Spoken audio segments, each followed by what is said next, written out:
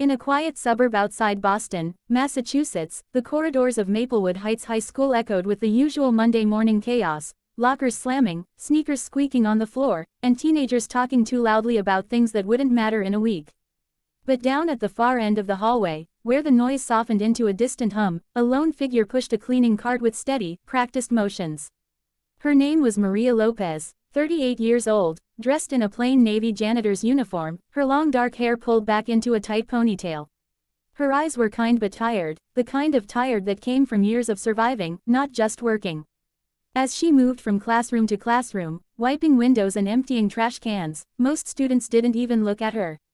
Some stepped around her as if she were a piece of furniture. Others carelessly tossed candy wrappers into the trash just as she pulled the bag out, forcing her to tuck them in with a weary smile. She didn't complain. She never did. At exactly 8 a.m., the main office door swung open, and Principal Karen Miller, a woman in her mid-50s with sharp eyes and neatly curled blonde hair, walked briskly into the hallway. Beside her walked a tall young man in a crisp navy blue suit, a silver watch on his wrist, and polished brown shoes that clicked lightly with each step. He carried a leather briefcase and a folder tucked under his arm. His name was Jake Bennett, 29 years old, a successful businessman who had recently started a scholarship program for underprivileged students in Boston.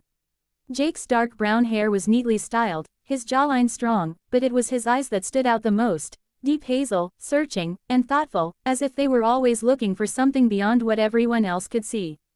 "We're incredibly grateful that you chose our school for this scholarship," Principal Miller was saying as they walked. "Our students could really use the opportunity. Many of them come from low-income families."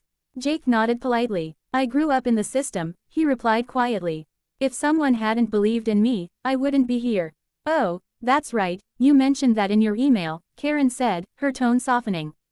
"The orphanage." "Yeah," he answered with a faint smile. "Street, Andrew's home for children. Not exactly a place you forget."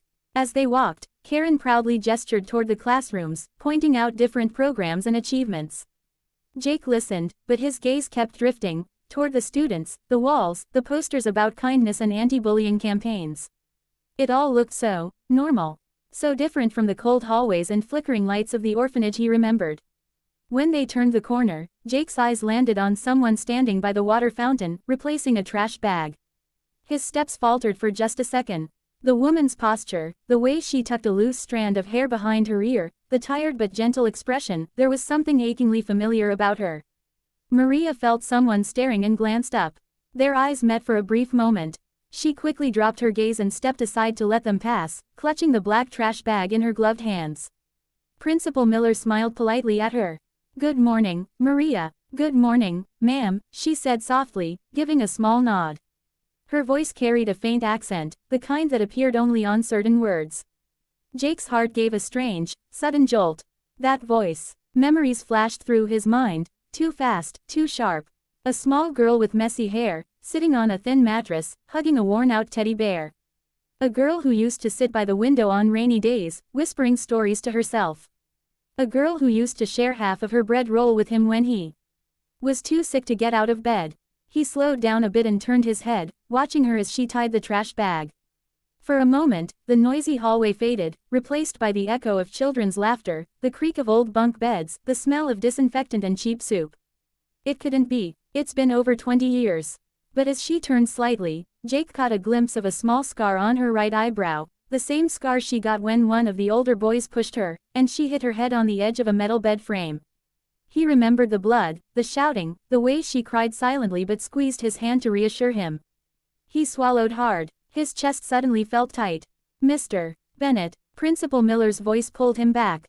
She had stopped a few steps ahead, noticing he was no longer right beside her. "Is everything all right?" Jake blinked, forcing his attention back to her. "Yes, sorry," he replied quickly, offering a polite smile. "Just thought I recognized someone." He forced himself to move on, but his mind wasn't in the tour anymore. As they walked away, he looked back one last time. Maria was already pushing her cart down another hallway, her head bowed, invisible to the world again. The scholarship presentation was scheduled for 11 a.m. in the school auditorium. Banners announcing the Bennett Future Leaders Scholarship hung by the stage. A group of students sat in the front rows, whispering excitedly and stealing glances at the handsome man in the suit sitting beside Principal Miller. Jake had delivered countless speeches before, to investors, CEOs, charities, but today, his hands felt unusually warm, his heartbeat steady but heavy. As he waited for his turn to speak, his thoughts kept drifting back to the janitor in the hallway. Could that really be her? Could that really be Anna?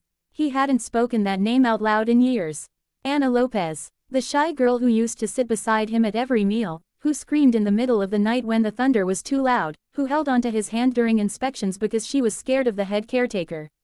They were like siblings once, two broken kids in an unforgiving world. Then, one day, she was gone. He was 12 when it happened. All he remembered was that a couple came to the orphanage one afternoon, talking in hushed voices with the staff. The next morning, Anna's bed was empty. Her clothes were gone. Her teddy bear, the one thing she treasured most, had been left behind on the mattress. No one told him where she went. No one thought he needed to know. He spent weeks asking questions, but the staff brushed him off. Eventually, he learned to stop asking. Life at the orphanage taught you pretty quickly that questions didn't change anything. Still, he never forgot her. Years later, after bouncing through foster homes and finally getting a stable family, he tried to find some of the kids from St. Andrews. A few had moved out of state, some drifted into trouble, and some simply vanished into the cracks of the system. He never found Anna. Now, sitting on a cushioned chair in a well-lit high school auditorium, he felt like that confused 12-year-old boy again. Jake, Principal Miller whispered beside him as a teacher finished speaking at the podium. You're up next. He stood, adjusted his tie, and walked toward the stage as the small crowd clapped. He shook the teacher's hand, then stepped behind the microphone, the bright stage lights shining into his eyes. Good morning, everyone, he began, his voice calm and steady despite the storm inside him. My name is Jake Bennett, and I'm honored to be here today. He looked out at the faces, teachers, students, staff. Near the back of the auditorium, he spotted a familiar Navy uniform standing near the wall. Almost hidden behind a curtain. Maria stood there quietly with a broom in her hand, as if she had just finished cleaning the hallway outside and decided to listen for a moment. His breath hitched. She really did look like Anna. He gripped the edges of the podium a little tighter. I wasn't always this guy in a suit, he continued, forcing himself to focus. I grew up in an orphanage. No parents, no safety net, no guarantee that my life would turn into anything. But one day, a teacher decided to chance on me. She helped me get a scholarship that changed everything. It wasn't just about money, it was about someone believing that a kid like me deserved a future. The room was quiet now. A few students sat up straighter, really listening. So today, Jake said, this scholarship isn't from a rich man to needy kids. It's from one orphan to another kid who might be feeling unseen, unheard, or forgotten. I've been where some of you are. His eyes drifted back to the woman in the back. Her head was tilted slightly to the side, like she was also hearing more than just words, she was hearing the past. Jake hesitated, then added softly, and if there's one thing I know, it's that the people we meet in hard times, they stay with us forever. Even when we lose them. Maria's eyes widened almost imperceptibly. Her fingers tightened around the broom handle. He finished his speech, the room erupting into applause. But he hardly heard it. As he stepped off the stage, Principal Miller beamed at him. That was beautiful, she said. You really connected with them. Thank you, he replied automatically, his gaze already searching for the janitor in navy blue. But she was gone. After the ceremony, there were photos to take, hands to shake, and meetings with teachers and counselors who wanted to talk about students who might qualify for the scholarship. Jake nodded and smiled at all the right times, but his mind kept circling back to the same thought. I need to know if that's her. When things finally calmed down, Jake found an excuse to slip away from the office and walk through the hallways alone. The afternoon light filtered through the windows, casting long beams across the polished floors. He passed a classroom where a teacher was scolding a student for being late, a group of girls laughing at something on a phone, a boy with a backpack sprinting to catch a bus. Life moved at its usual pace, oblivious to the storm inside him. As he turned a corner near the back of the building, he heard the soft sound of a mop being squeezed in a bucket. He followed the sound and found Maria standing in an empty hallway, mopping near the lockers, earbuds in her ears connected to an old phone tucked into her pocket. Jake took a breath and approached slowly. Excuse me, he said gently. She startled and quickly pulled one earbud out, stepping back a little. "Oh, I'm sorry, sir," she said, moving the bucket aside. "I'll be out of your way in just a second." Her voice, that trembling politeness. He shook his head. "No, you're not in my way," he replied. I just wanted to say hi." She looked at him, confused. No one ever went out of their way just to talk to the janitor. "Hi," she said cautiously. "Can I help you with something?" Jake studied her face closely now, her eyes, the curve of her lips, that familiar scar. His heart pounded so hard he could hear it in his ears. The hallway suddenly felt smaller. He swallowed. "This might sound strange," he began, "but, did you, by any chance, grow up in an orphanage?" Maria's expression shifted instantly, her posture stiffened, and her hand paused midair on the mop handle. "I'm sorry," she whispered. "An orphanage," he repeated, more quietly this time. "Street, Andrew's home for children." The mop slipped from her fingers and clattered against the floor. For a moment, she just stared at him, eyes wide, breathing uneven. "How do you know that name?" she asked, her voice barely audible. Jake's throat felt dry. "Because I grew up there too," he said. "My name is Jake Bennett. I used to be Jake Carter, before I was adopted." There it was. The truth, hanging between them. Maria's lips parted slightly, her eyes scanning his face as if searching for the boy he once was. She saw flashes now, a skinny boy with messy brown hair, bruises on his arms, and a crooked smile he wore even when he was scared. The boy who used to share his blanket with her when the heating stopped working. Her heart lurched painfully. "Jake," she breathed, the name tasting like a memory she'd locked away years ago. "Jake, from St. Andrews." He nodded slowly, his eyes glistening. "Yeah," he said hoarsely. "It's me." Tears welled up in her eyes before she could stop them. She raised a trembling hand to her mouth, as if to hold back a sob.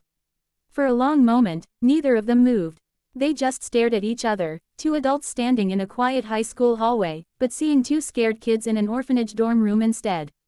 Then, in a shaky voice, Maria whispered, "Ma'am, he recognized me."